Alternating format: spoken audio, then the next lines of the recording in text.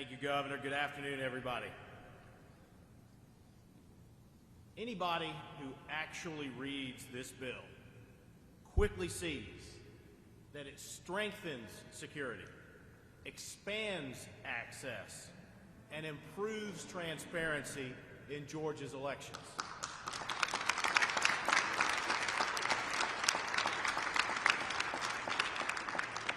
Again, anybody who actually reads this bill sees how comparing it to the Jim Crow era, one of the most tragic periods in American history, where human beings were killed and truly were prevented from casting their ballot, is preposterous, irresponsible, and fundamentally wrong.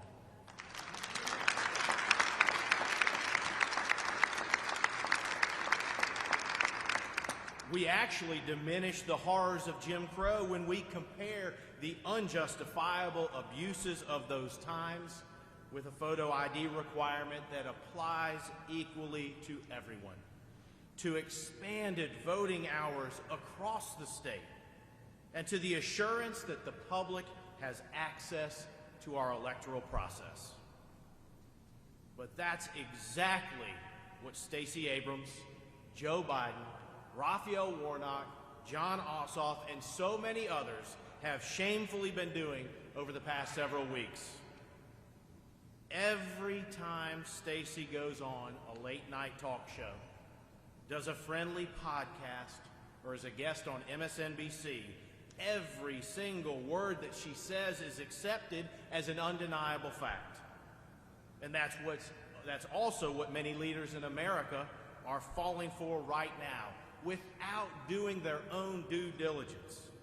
And it's not healing our nation, but further dividing us and causing real harm to real people, to real Georgians. So when we defend this bill in court, the Stacey Says standard will not apply.